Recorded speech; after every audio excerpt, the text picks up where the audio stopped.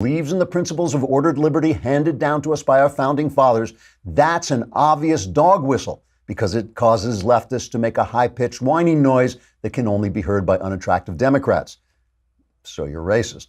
You see, leftists like to call conservatives racist during election times and during the run-up to election times, and also during the period after elections and the period between elections and during elections. Because otherwise, they'd have to tell you how they're planning to steal your money and buy voters with it. And that's not a very good campaign slogan, so you're racist. To see this strategy in action, you only have to tune into the Florida gubernatorial race between Democrat Andrew Gillum, a socialist black man who wants to take all your money and buy votes with it, and Republican Ron DeSantis. Democrats declared DeSantis racist within 12 hours of his becoming the official candidate because DeSantis used the word monkey. Apparently, Democrats think black people are like monkeys, so when a Republican says the word monkey, they feel he's being racist because monkeys remind Democrats of black people. So you're racist. Other reasons Republicans will be called racist include trying to win elections when everyone knows that Democrats like black people better, so that's racist. And of course, protesting when Democrats allow dead black people to vote over and over again, that's racist against dead black people. And everyone knows dead black people earn only 38 cents on the dollar for the same job done by a living white person. Now, you may say that's because a living white person will actually do the job he's given, whereas a dead black person will just sit there because he's dead, but that's because you're racist. Enjoy the election season, racist. Trigger warning, I'm Andrew Klavan, and this is The Andrew Klavan Show. I feel hunky-dunky, life is tickety-boo. Birds are winging, also singing hunky-dunky-doo. Ship-shape, tipsy-topsy, the world is zippity-zing. It's a wonderful day, hurrah, hooray! It makes me want to sing. Oh, hurrah, hooray! Oh, hooray, hurrah! My friends, I greet you on the edge, the cliff, the verge of the great Klavanless weekend that will go on for days and days, Friday through Monday.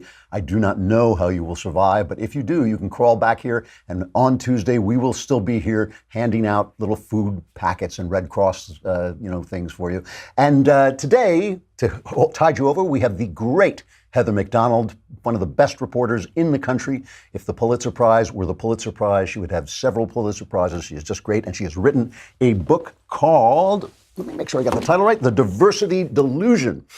Diversity Delusion, How Race and Gender Pandering Corrupt the University and Undermine Our Culture. Now, listen, a lot of people could tell you that Boll and Branch sheets are comfortable and help you sleep.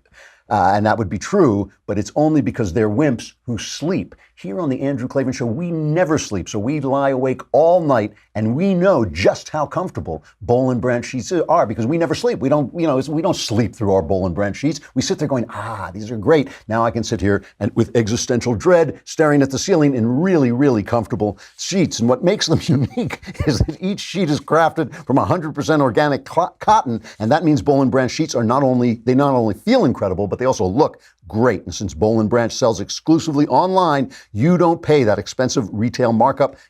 That's half the price for twice the quality. You'll love these sheets. Try them for 30 nights and see for yourself. If you're not impressed, return them for a full refund. But don't go to sleep because you'll miss the sheets. Go to bollandbranch.com today and you will get $50 off your first set of sheets plus free shipping in the U.S. when you use the promo code Klavan. That's $50 off plus free U.S. shipping right now at bollandbranch.com. It's spelled B-O-L-L and branch.com. Promo code Klavan, bollandbranch.com, promo code Klavan. You can lie awake all night thinking about the big questions like, how do you spell Klavan? It's K-L-A-V-A-N.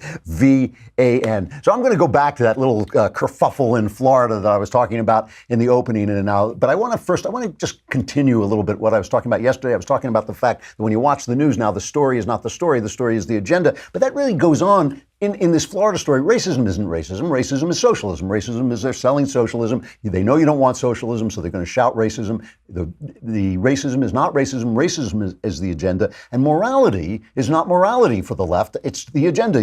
This is kind of a minor story, but still kind of interesting. Comedian Louis C.K., who I think is a really, really funny comedian, he made an appearance on Sunday night at the Comedy Cellar in New York, right? And this is after he was accused of exposing himself and masturbating in front of women and, doing all this kind of disgusting stuff. And the Me Too thing happened and he was thrown off out of the world. We ejected him from the planet. He's been orbiting out in space, but he came back and did a 15-minute set. And in the New York Times, this woman said, she was attacking them for doing this. She said, I have to believe there's a path to redemption for people who've done wrong, but 9 months of self-imposed exile in financial comfort is not a point along that path. It is far too soon for any of the men who have faced the marginal consequences born of the Me Too movement to think about redemption. People love a comeback narrative, and all too often they yearn for this narrative at the expense of victims who are only beginning to reconcile with their suffering. Now, the owner of the comedy club, a guy named Noam Dworman, he issued a statement. He said, we're living in the dark ages of people having things they believe that they know that they can't say out loud, and feeling that you have to come to a conversation with already the correct point of view. You're not allowed to discuss it, be wrong, be informed by someone else's opinion. Conversation is meaningless. Conversation in this day and age is just for two people to agree to talk about what they agree about. So he's saying he wanted, Louis C.K.'s voice in there, to include him in the conversation. Now, all this is fine. What Louis C.K. did, if he did it, he did admit to it. He said he had done this stuff. So what Louis C.K. did was disgusting, inappropriate, whatever you want to say, immoral.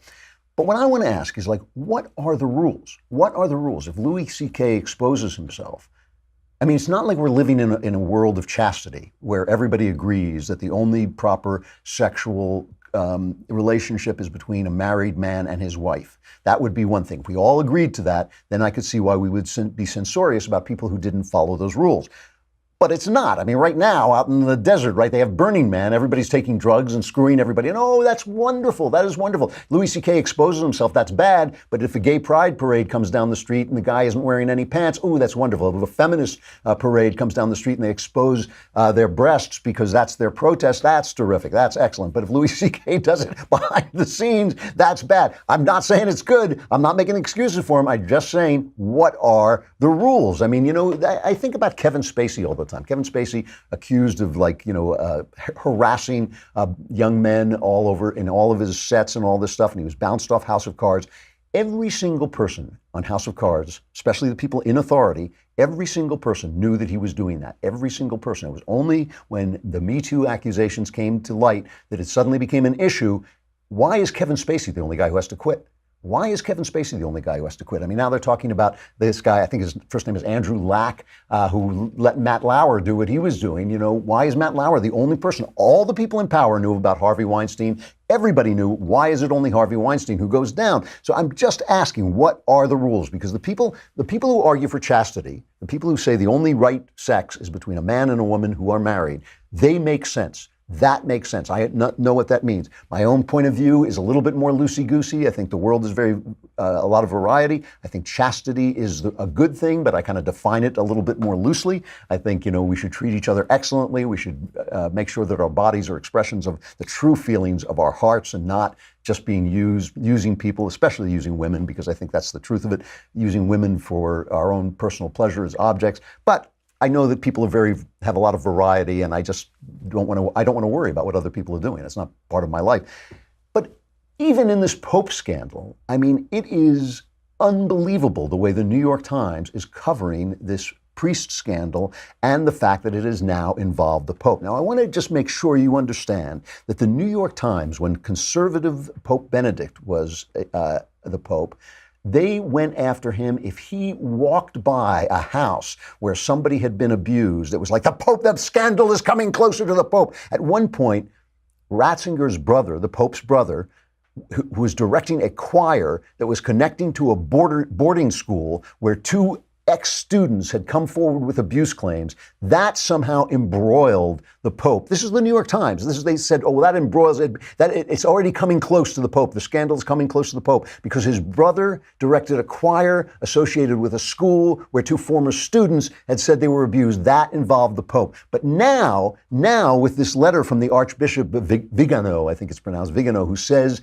Pope Francis knew that there was an abusive priest and he covered up for it, that suddenly is a problem because Pope Francis is pro-gay, or basically, has hinted that he's pro-gay. So suddenly we're getting from the New York Times these hit jobs on Archbishop Vigano, known for his short temper and ambition. They say Vigano has clashed with superiors who stunted his ascent in the church and has played a key role in some of the most stunning Vatican scandals of recent times. While Archbishop Vigano who was once criticized by church traditionalists as overly pragmatic, has aligned himself with a small but influential group of church traditionalists who have spent years seeking to stop Francis. Many of his critics think his personal grudges are central to his motivation. So it doesn't matter. Rape children doesn't matter.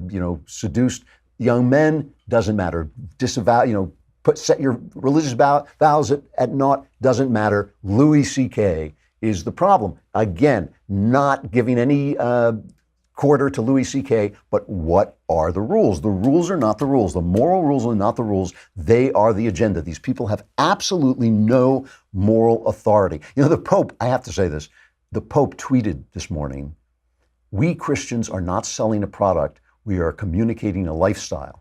And I thought to myself, yeah, that's what some of us are worried about. I don't think it's a Christian lifestyle that you're communicating. It's like, we're communicating a lifestyle, dress up really fun, and then you get the boys. What the hell? Then, by the way, he changed that tweet that I forget, we're modeling life or something like that. He changed it. But the minute I saw that, I thought, write your own jokes, folks. I'm not going anywhere near that. We're not selling a product. So, so here again, we see with Donald Trump, yesterday I played this hilarious clip that suddenly Stormy Daniels is being rehabilitated, and she's just a fun working mom. Can we play just a little bit of that clip again? This is from a Vogue thing. It's basically the leftist media has gotten together and decided they're going to make her a hero. Remember, the New York Times, she was a feminist hero, and then Vogue had this, and Amy Chozick said this about Stormy Daniels. Your biggest takeaway after sitting down with her? I think just how fun she is. I think people have a perception about porn stars and what their kind of sex-fueled lives are like. I mean, she's a working mom. She's got her horses in Texas, a gun. She's got a gun. She's a fun working mom. So just to be sure about this, just so we get if you're a porn star, so you're making degrading videos that we've heard for years, for decades from the feminists are degrading toward women. You're making those pictures, and then you sleep with another woman's husband, and then you extort money from him, and then you agree to take the money and be silent, and then you're not silent. You are a feminist hero and you're a fun working mom. You're a fun working mom. This is not letting Trump off the hook, but what are the rules? What did he do? He cheated on his wife, and then he paid her off. He did essentially the other side of what she did. Why is he to blame? What's wrong with him? You're going to say it's a campaign finance violation? First of all, no, it's not, probably. But so what? So what? He did the same thing. So if she's a hero, he's a hero. What are the rules? Doesn't matter, right? Because morality is not morality. Morality is the agenda. So with that, let's go back to this Florida race, and let's take a look at this, because it is absolutely unbelievable that what they're doing here. This was a very surprising race, right? Ron DeSantis won big in the primary for the Republicans because he had Trump's backing. Once again, Donald Trump showing that he has a lot of power with the Republican base. And then Andrew Gillum came out of nowhere, mayor of Tallahassee, Bernie bro, right? Bernie supporting him. He's a socialist. He is a socialist. Says he's definitely wants to see Trump impeached. And he wins out of nowhere, showing that the polls can't pick up. They can't pick up who's going to show up for these offbeat elections. They do not know who's going to show up. So the polls mean absolutely nothing. And it means you should show up in November. Do not stay home in November if you do not want to see Donald Trump hounded out of office by crazed Democrats. If you do not want this hatred that you see in the media to be realized and instantiated in our politics, you better show up in November and let the pollsters not know you're coming and vote for whoever is your local Republican, because you're going to want to hold the House. But that came as a surprise. Ron DeSantis then comes on TV, I think on Fox, and he makes the following statement. So let's look at him first. This is cut 7. Florida elections are always competitive, and this is a guy who, although he's much too liberal for Florida, I think he's got huge problems with how he's governed Tallahassee. He is an articulate spokesman for those far left views, and he's a charismatic candidate. And I watched those Democrat debates. None of that was my cup of tea, but I mean, he performed better than the other people there. So we've got to work hard to make sure that we continue Florida going in a good direction. Let's build off the success we've had on Governor Scott. The last thing we need to do is to monkey this up by trying to embrace a socialist agenda with huge tax increases and bankrupting the state. That is not going to work. That's not going to be good for Florida.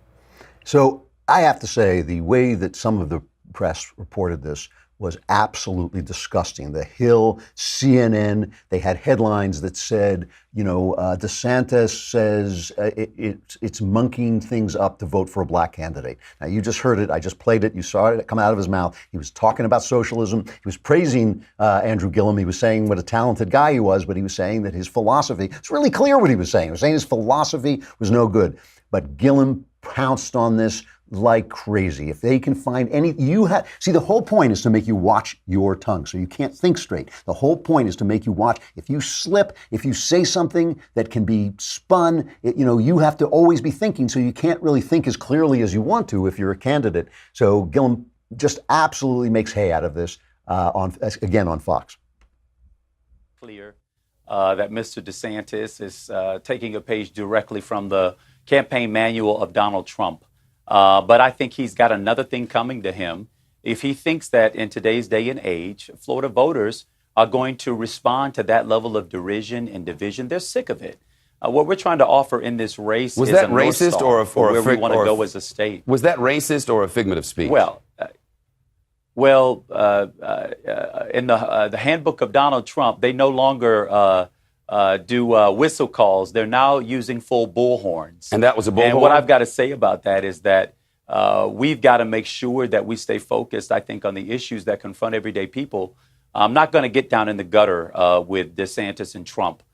There's enough of that going on. I'm going to try and stay high and try to talk about what the North Star and the future is for the state of Florida and the people of this state. And I think that's what people want. They're just so sick of this divisive, derisive politics that have been coming out of Washington and has now infiltrated the politics of this state vis-a-vis Ron DeSantis. Well, first of all, I'm glad he's going to stay high, because if this election is going to go this way, I'm going to stay high too. It's the only way I'm going to get through it. But that was expert Democrat politics, because he says, look how divisive he is being, because he said, monkey, and it's Trump. Trump's a racist, therefore he's a racist. I mean, it's just all BS, because the guy was talking about socialism, and that's what Andrew Gillum doesn't want to talk about. He doesn't want to talk about the fact that Tallahassee's been lagging behind other cities in the Florida economy while he was mayor. He doesn't want to talk about that. He doesn't want to talk about what socialism means. What it means is that your work, your time, your life belongs to the state, and your money can be spent the way the state says, not the way you say. He doesn't want to talk about that. He wants to talk about monkey. Now, let's just look one more time again at him using this phrase to see if it really is a dog whistle. I come from Chicago, so I want to be honest. It's not as if it's just Republicans who have monkeyed around with elections in the past. Sometimes Democrats have too. Wait, now that I hear it again, maybe it was a little race. Oh, wait, that was Obama. Just a minute here. Not only was that Obama using that racist phrase, he was running against McCain, and now McCain's dead. Is that a coincidence? I don't think so, my friends. I mean, this is ridiculous. Just come out and say it, Andrew. Just come out and say, I'm a socialist. You want to vote for that? See how far you get. See how far you get with this thing. My rule is this. If you are running for office, if you are asking the American people for power, you cannot hide behind the color of your skin. You got to play the game on the same field as everybody else. If Ron DeSantis would say that to a white man, and he would, then he can say it to a black man. This thing about dog whistles, crap. If you can't hear it, it's not there. This thing about, secret subterranean bigotry, crap. I mean, even little babies react to more kindly to people who look like the people around them. So maybe we all have that a little bit in our heads, but that's all of us. That's blacks and whites. If you have if your philosophy is racist, I will stand against you down to the wire. I will stand against you if I believe that you are a racist, but I don't believe in your secret dog whistle garbage. It is just garbage. It's like Ocean's 11. You're in or you're out. You're running or you're not. If you're running, run on your policies. Let the people see what you believe. You're a socialist. You're standing with Bernie. You're standing with a guy who honeymooned in the Soviet Union.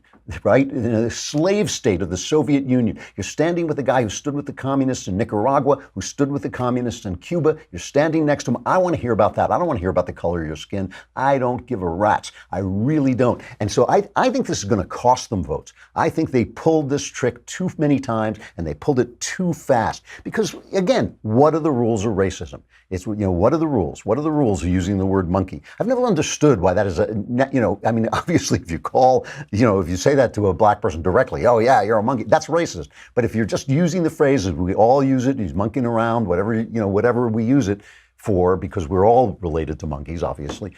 If you're using it that way, I just do not see it. What are the rules? What are the rules of sex? What are the rules of racism? And what are the rules of lying? Because CNN has been calling Donald Trump a liar since, he came down the elevator in Trump Tower.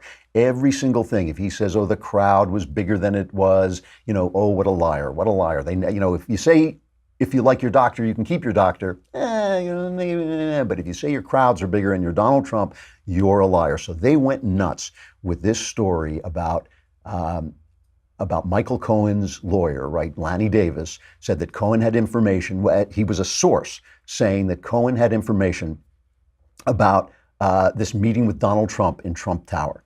And I got to hand it to Sean Hannity. Sean Hannity, I'm going to be playing the Hannity montage, cut 8. Sean Hannity put together a montage of them breaking this story that maybe Donald Trump had knowledge about a meeting where nothing happened that nobody cares about, except CNN, right? Except the networks, except the people who hate Donald Trump. Nobody cares about this meeting. It's a garbage meeting. Don Jr., I think, made a mistake when he agreed to meet with a Russian lawyer who said she might have dirt on Hillary Clinton. He was a novice. He probably didn't know what he was doing. It's a minor mess up. It is not spying on America for Russia. It's nonsense. The whole story is nonsense. But boy, oh boy, when they thought they got this story, and they got it from journalistic legend Carl Bernstein, oh my goodness. So Hannity put together this montage of them breaking the story. It's great.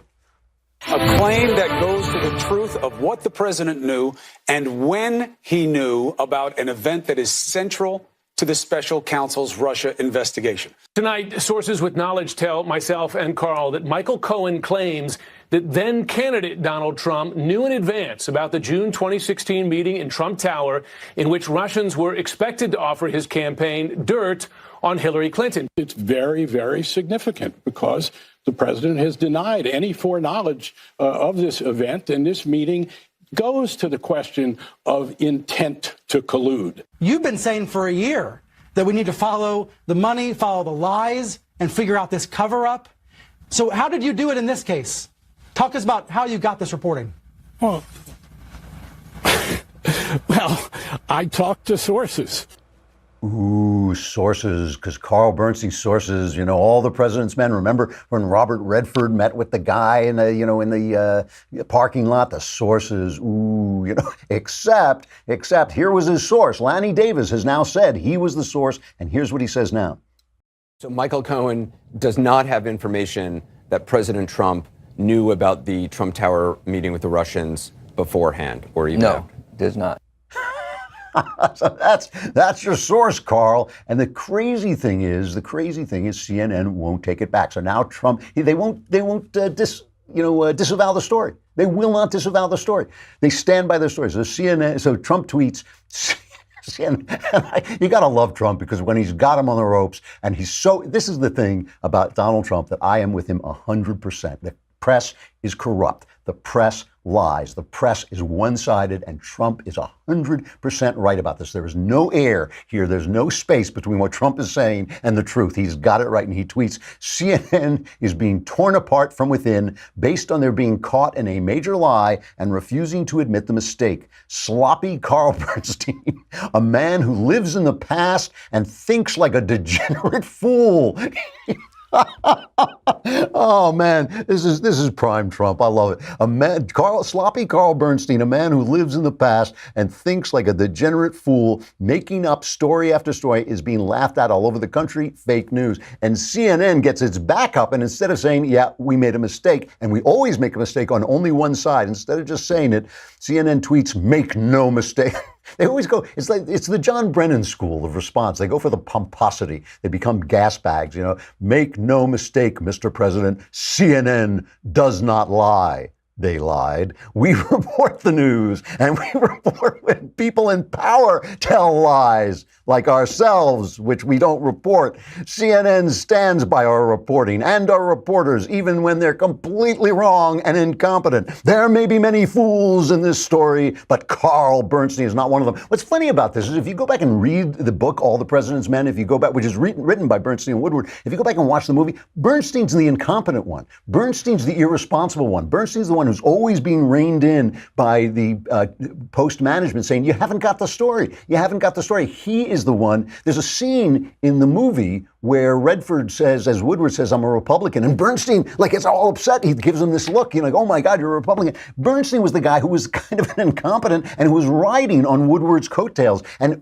there's a story over at Breitbart by Curtis Ellis recalling that in the 70s, Bernstein wrote this big Rolling Stone story complaining that the CIA used the New York Times, Washington Post, CBS, and other American news organizations during the Cold War to gather intelligence and provide cover for its agents and even shape news reports. And now, of course, Bernstein is sitting on CNN with James Clapper and John Brennan, perfidious gasbag John Brennan. So this is not a guy who's necessarily an icon. This is not somebody we need to respect. He got a great story once, but when you look back at that story, you start to wonder, hey, were you guys always this dishonest? Was Nixon treated unfairly? I mean, I think Nixon was a pretty dark character who did some dark things, but maybe they overstated it. Maybe that, they wouldn't have gone after him. In fact, they didn't go after Kennedy. They knew about the corruption in the Kennedy administration, and they covered it up. Same people, Ben Bradley, they covered it up. So, these guys aren't legends. These guys are legends in their own mind. They're only legends because they write the legends.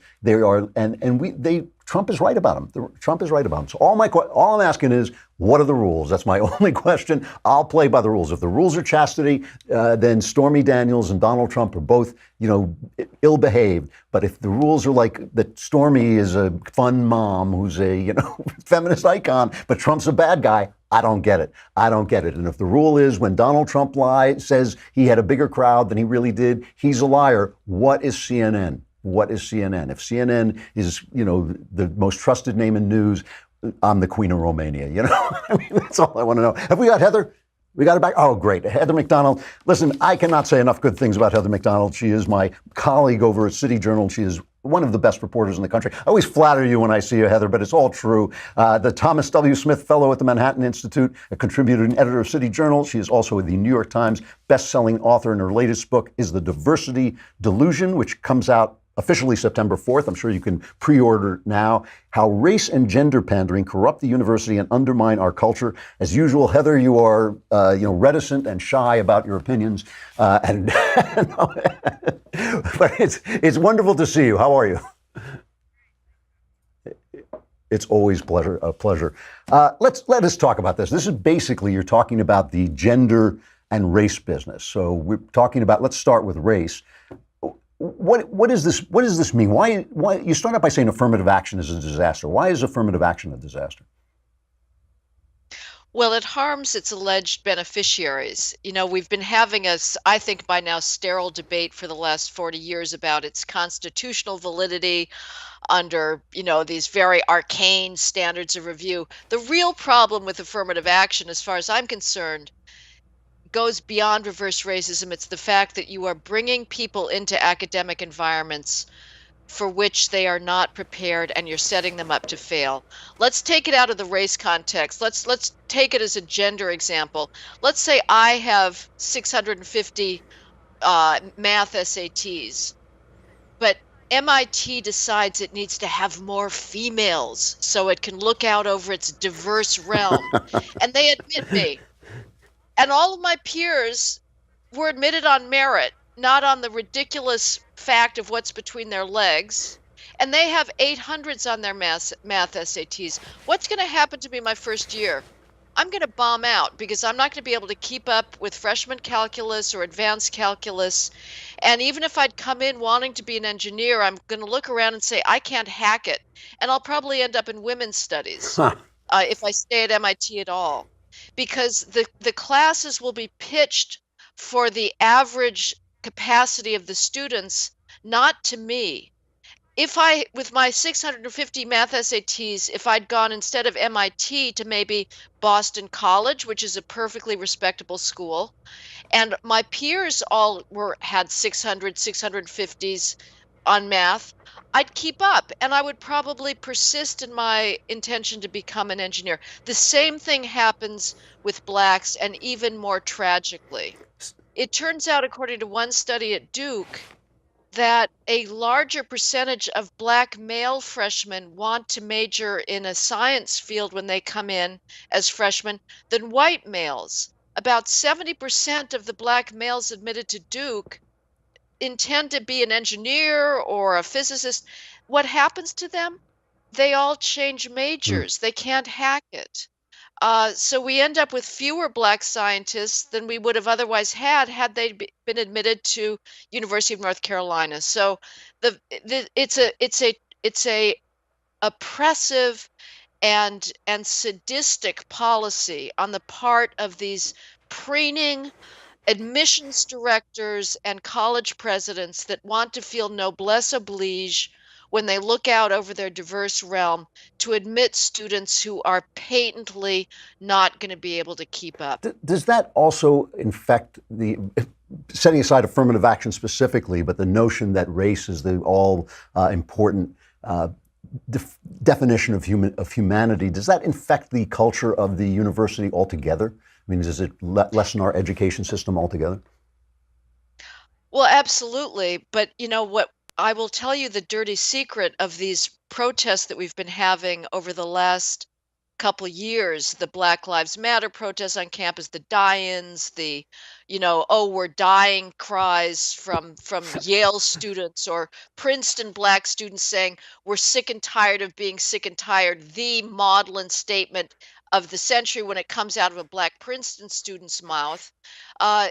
The reason that race becomes this main issue and the students go around claiming that they're victims of microaggressions or explicit racism is precisely because of racial preferences, what's known as mismatch. They're brought into these schools, they can't keep up. They have two options. They can say, I was admitted as a quota, or they could say, I'm in an oppressive environment. And the reason I'm not feeling comfortable in my chemistry class is because the teacher is using a racist, patriarchal teaching method, like expecting me to learn facts. So the racial preferences are driving a lot of this, but certainly, I mean, it's part of this whole just poisonous identity politics, which starts on campus and then is bleeding very fast into the world at large. We're seeing the science fields within universities being infected by gender and race quotas, and in tech companies, in corporations across the country, meritocracy is being thrown overboard at a really alarming rate in favor of racial and gender diversity, which means lowering hiring standards. So all the standards go down. Talking about your new book, The Diversity Delusion, How Race and Gender Pandering Corrupt the University and Undermine Our Culture. Always great writing, great reporting from Heather McDonald. Let's talk about something that always really bothers me, this idea that of microaggressions, put these two together, microaggressions and subconscious racism. Is that even a thing? Are those real things? No, they're not. I mean, it's basically an implicit acknowledgement that we have done very well when it comes to purging this country's truly deplorable past. It becomes harder and harder to find explicit, actual racism. The reality in every institution that's in the mainstream today, and any large institution, is precisely the opposite. You cannot find a single institution today, whether it's a university, a corporation, a bank, a nonprofit, media, Hollywood, publishing, that is not exercising preferences in favor of minorities and against whites. I would hate to be a white male today. I may be white, which is a count against me, but I'm a female.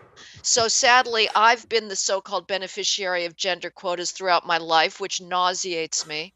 But the microaggression conceit, which is, let's look at some of the classic microaggressions. There was a period 2 years ago where model and self-pitying students would put together these little videos with whiteboards, and they would list behind them the microaggressions that they've been subjected to. It was really sad. And one of them was, you're like in your freshman mixer and somebody comes up to you and says, "So, like, what are you?" And this is a microaggression.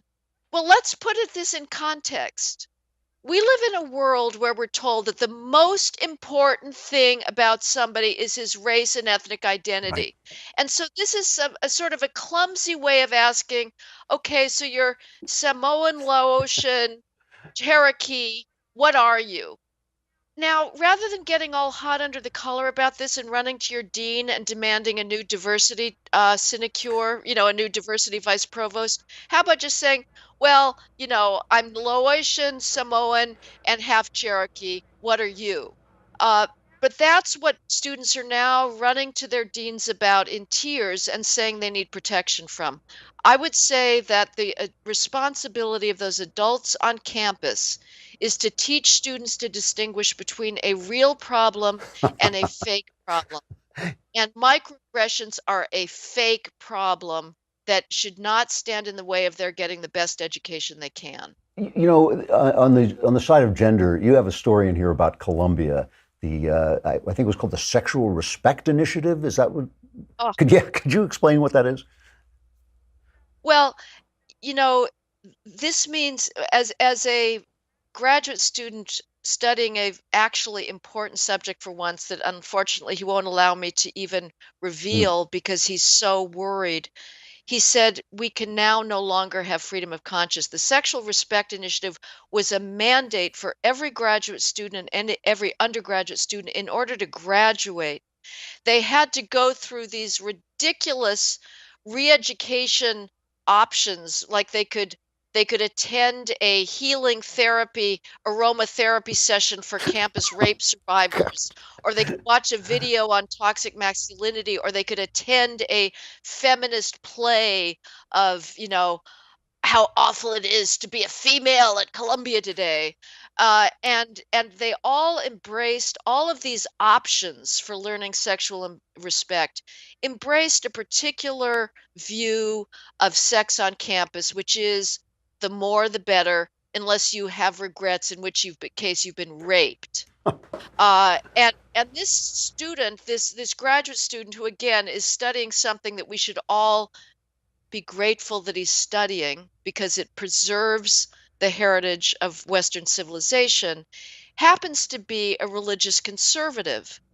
And he does not believe that endless, promiscuous premarital sex is the best thing for students to be engaged in.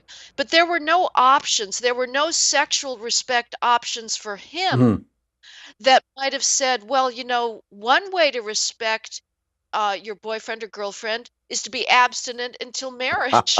And so what this really was forcing a particular type of politicized sexual agenda on every single Columbia student. What always gets me about this is it seems to reduce women to the state of hysterical Victorians. I mean, you even use the word the fainting couch in one of your essays.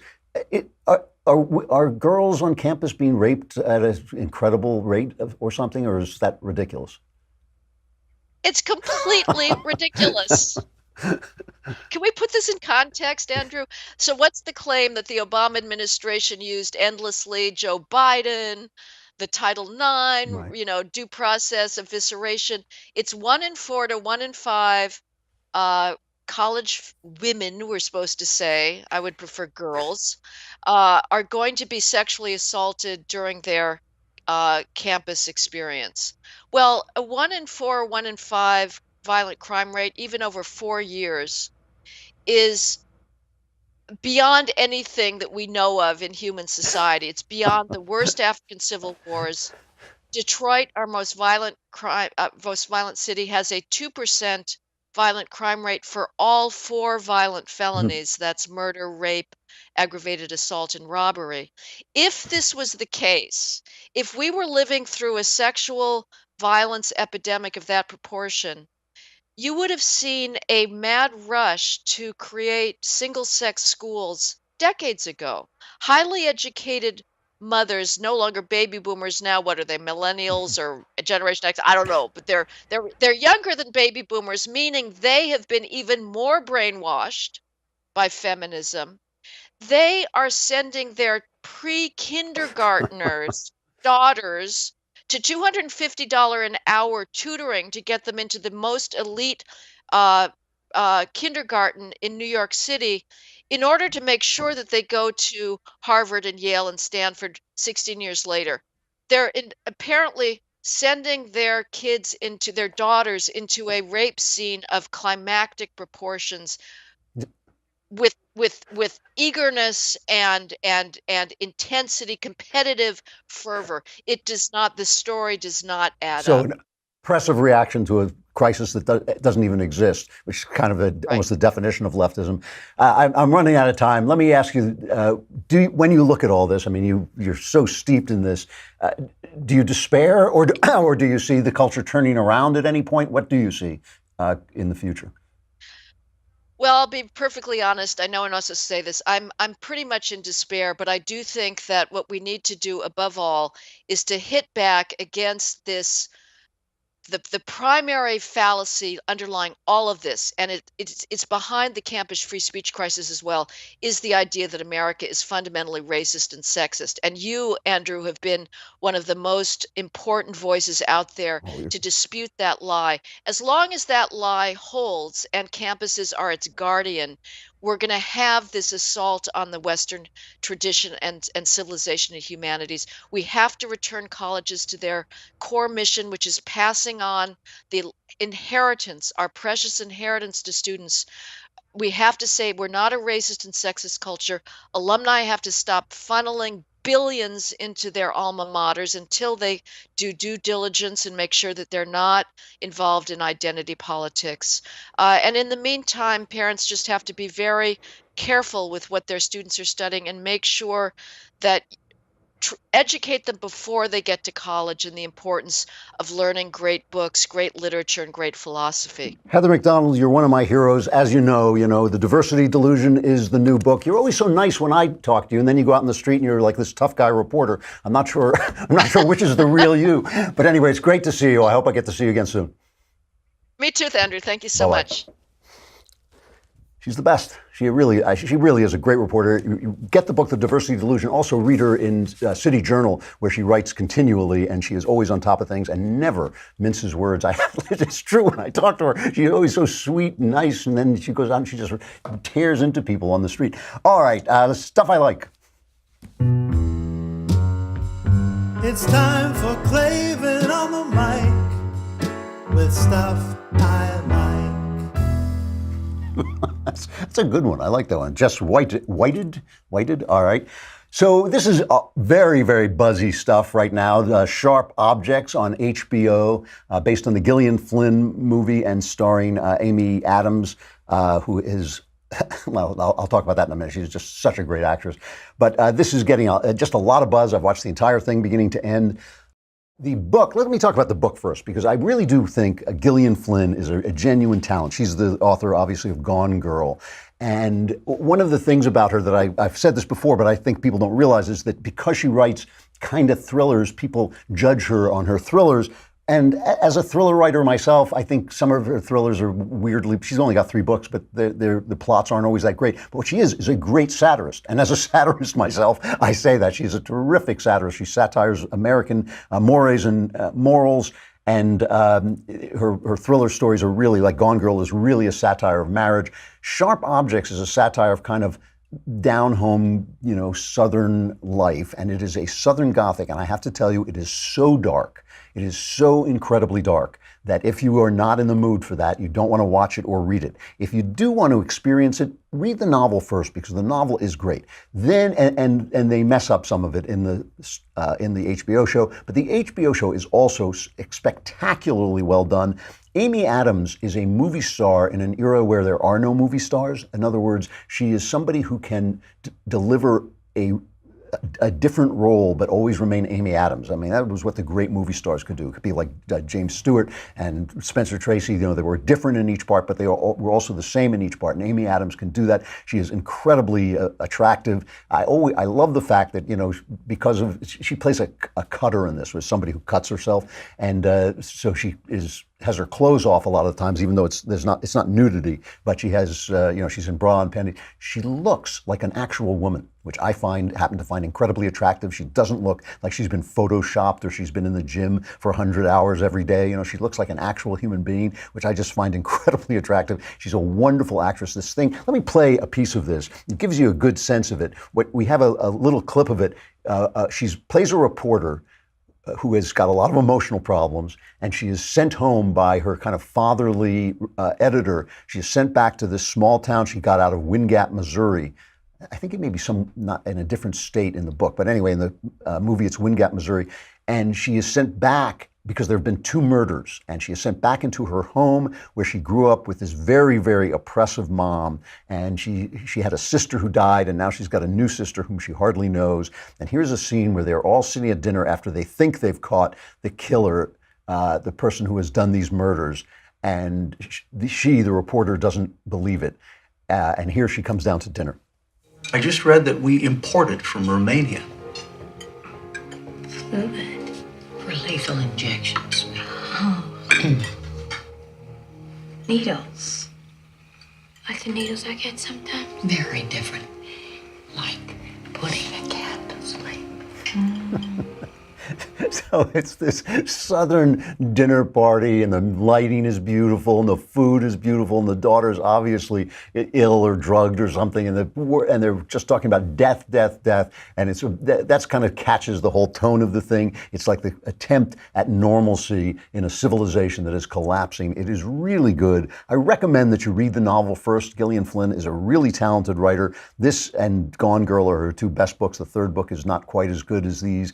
But they really are good. But then watch the show, if only for Amy Adams' performance. But also, I found it really riveting, even though, as I say, very, very dark stuff. And speaking of dark stuff, we now go into the long 4-day Klavanless weekend. It's kind of like, I don't know what you do. Just gather together your old Klavan shows and like cling to them like a piece of driftwood in the stormy ocean. We will be back here on Tuesday. The election season will begin. The summer will end. The election season will begin. We'll be going right into the vortex.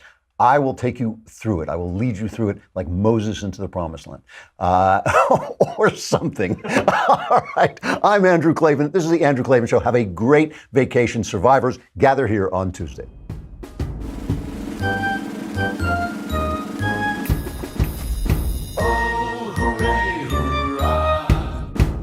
The Andrew Klavan Show is produced by Robert Sterling. Executive producer, Jeremy Boring. Senior producer, Jonathan Hay. Our supervising producer is Mathis Glover. Technical producer, Austin Stevens. Edited by Alex Zingaro. Audio is mixed by Mike Cormina. Hair and makeup is by Jesua Alvera. And our animations are by Cynthia Angulo and Jacob Jackson. The Andrew Klavan